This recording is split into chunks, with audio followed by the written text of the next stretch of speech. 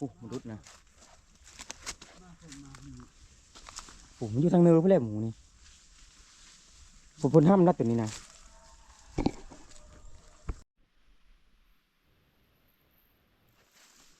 ว้าตัวโอ้ดึงไม้พดไม้เข้าไปหู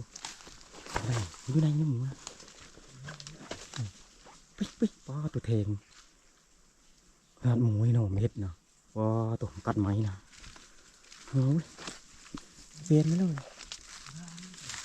นะกัดไม้นะผูกมาไปแล้วไปผูกไปโอ้ตัวเม็ดไม้นะผูกตึงไม้ข้างในผูกมาไปแล้ว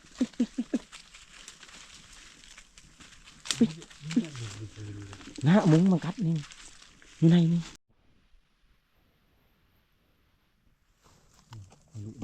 มุ้งนี่ตั้งห้าอีกตุ๊กลายมุ้งหัดมุ้งเป็นกันตัวนี้ลายโตด้วยกันหาก็โอ้ไปได้โอ้โหมันก็โอ้ตะมุ้งโอ้โห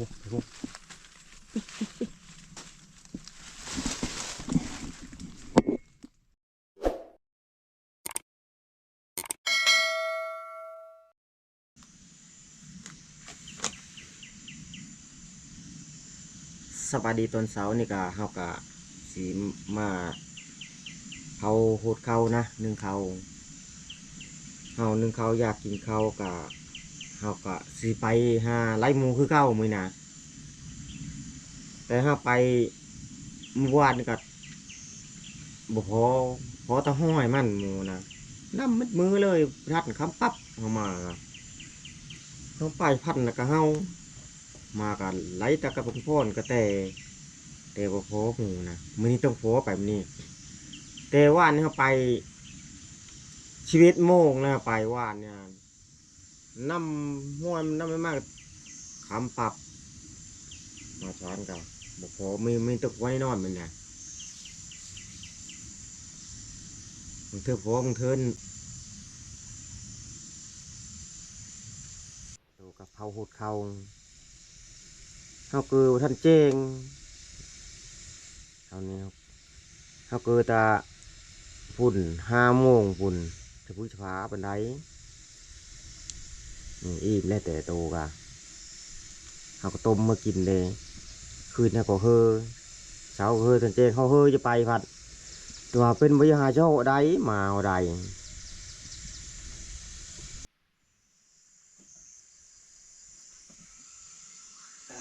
สุกแล้วเข้ากัน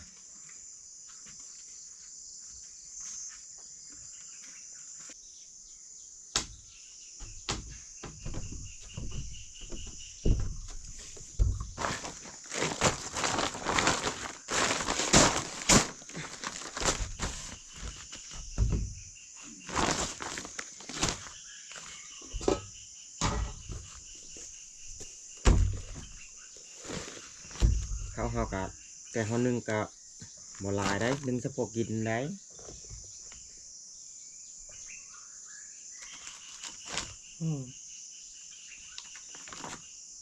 เยอะมาตั้งไหนอีก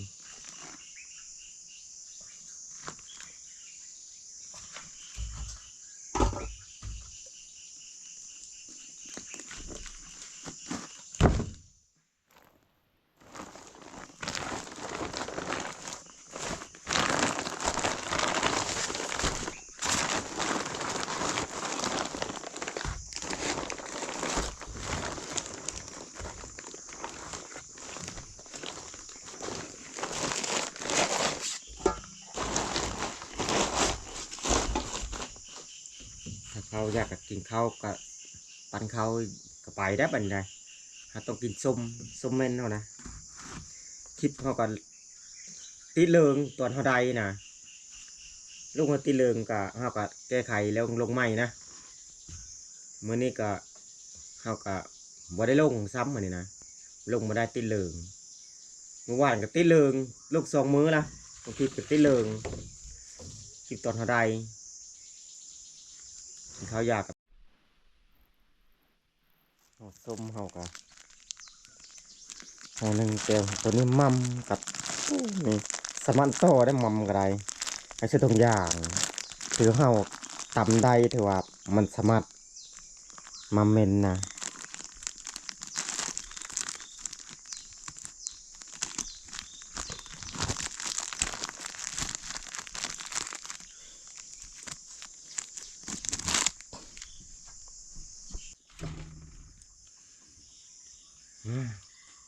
แต่มื้อนี้ก็6 โมงเช้ากับแสงแดดอ้อได้แสงแดดได้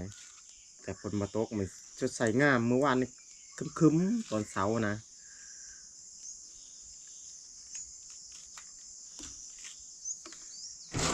พิษเฮาก็เอาเก็บมาแล้วแต่เมื่อคืนนี่โอ้สมัดข้างในได้หัวสมนะนี่แตกมือเป๊กห่อเสิร์ฟใบใบยมโอ้คักเลยเบิ่งเขาแกะเบิ่งสมเมนแต่มันเป็นนี่เฮาเอ็ดได้นะถือว่ามันแดงคันเอ็ดบ่ได้มันเฉียวขาวๆมันดำๆแล้วมันบ่มันบ่พอเกลือแล้วก็บ่หาต่ำบ่ได้มันก็เน่าสมนะนี่เฮาเอ็ดได้ก็ถือว่ามันแดงมานี่นะแดงคักแน่ได้สมบ่ได้สมันต่ออยู่มันเป็นและแบบนี้สมนะถ้าบ่เป็นมันบ่คือนี่ได้บ่สมัดนะมันนี่นะมันทุนคือสิไปแหละ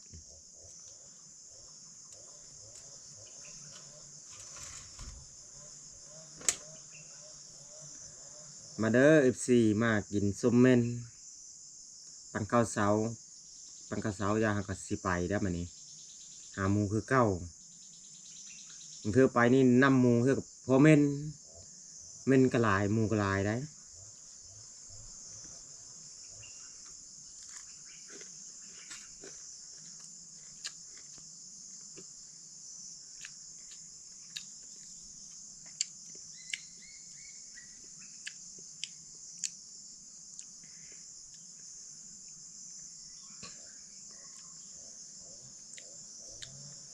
ถ้าลงคลิปกะคลิปตอนได้ยังลงมาได้ให้เด้มันติดเหลืองสองเธอลงมันติดเหลืองเอาได้ตอนลงคลิปตอนเฮาไอ้ส้มนี่เด้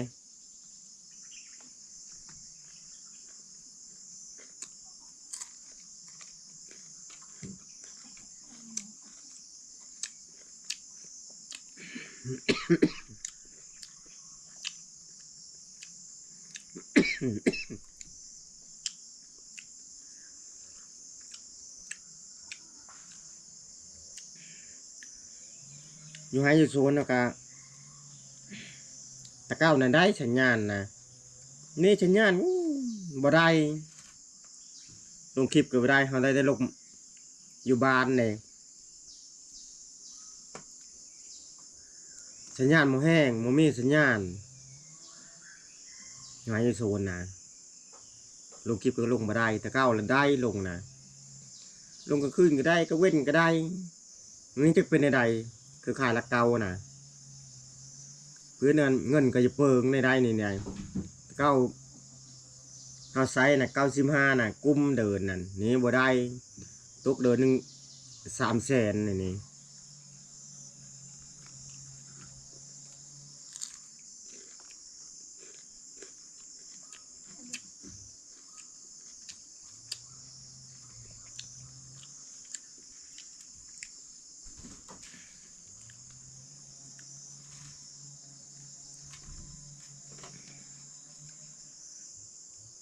ก่อนเอาเติม95ได้ลงคลิปได้3 คลิป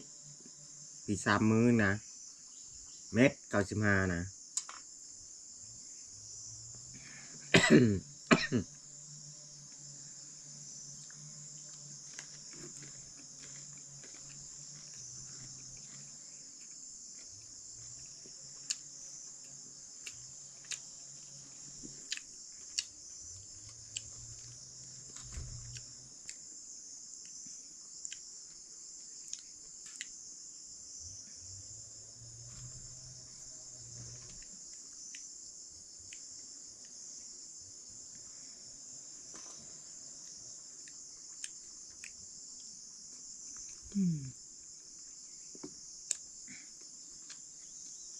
แซ่บสมเมนกัน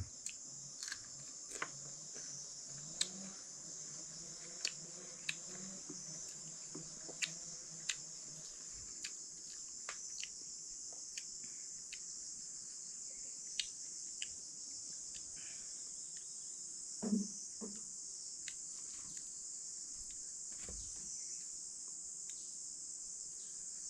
ือขายตะเกาเอาไปเอาแล้วเนี่ยนี่มันคือเก้าแล้ว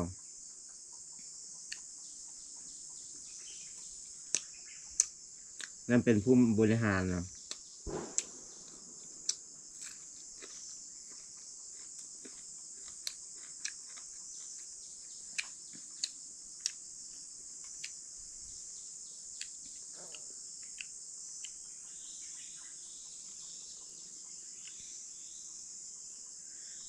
พอปรับปรุงใหม่แล้ว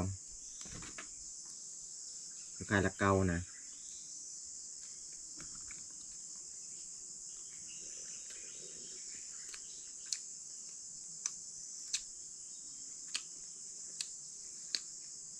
เอาเพื่อให้เอาเงินเติมบัตร10,000เนี่ยนะเอาเติมมาไป2 บาทก็บ่ได้มาบ่มีเงินเลย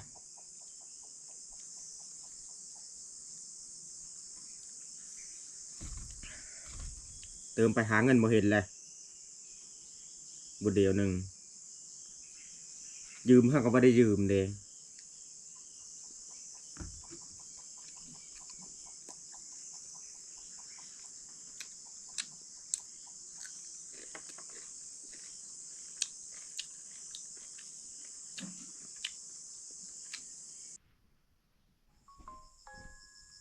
อะ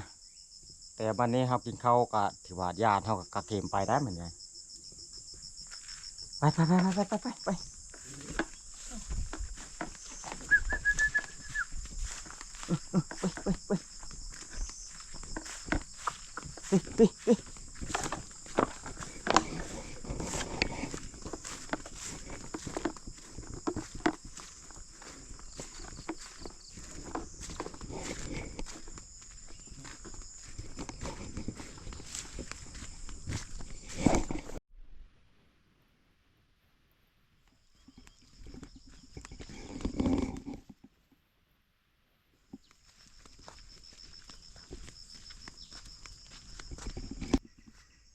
ถือเอาไปมันก็7 โมงเช้า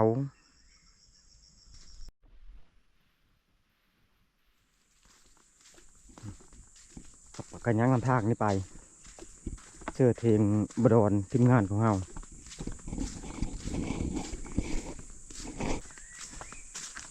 ไปมันก็มานแค่นี้ไปไหมนะ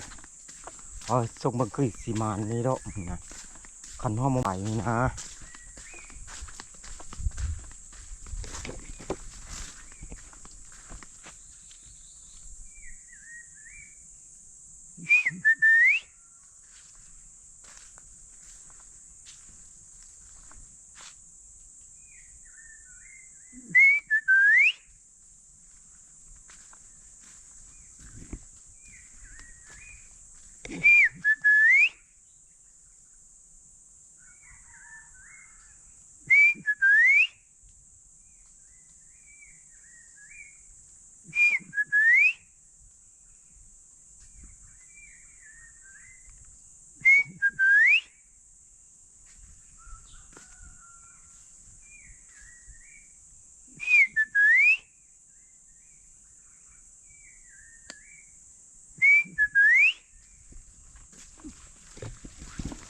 อะไรก็เต้มาแต่นะแต่เฮาก็เฮาไปดงเนี่ยหมูต้องอยู่ดงเนี่ยหมูนะ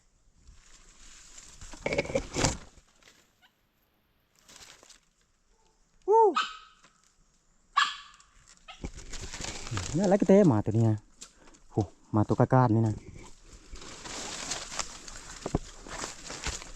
หดเก้ามันหมูมันต้องอยู่ตัวนี้แหละ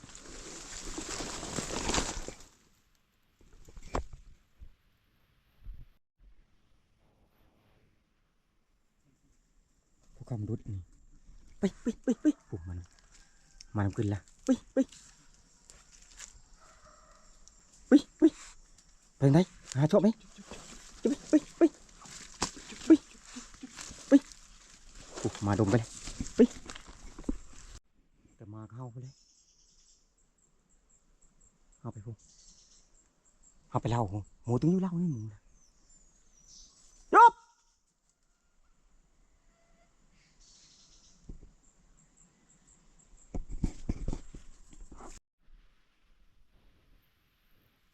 มันหมูติงกุดนี่หมูตัวนี้ห่วยมันนะดิห่วยมันเจ็บนี่นะโอ้มันขึ้นไปพุ่ง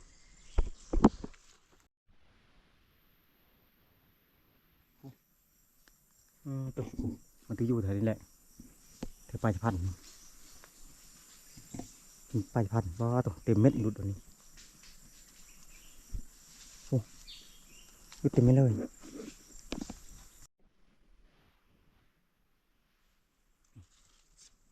นี่มันไม่ไหว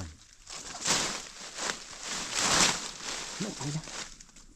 เอาไปเอาไหนดิเอาไปพันเกมเลยมาเอาไปแล้วnhà chúc mi ít mà tụi vì lì xò xội nè mình không nó mà nè họ chúc mình mía bay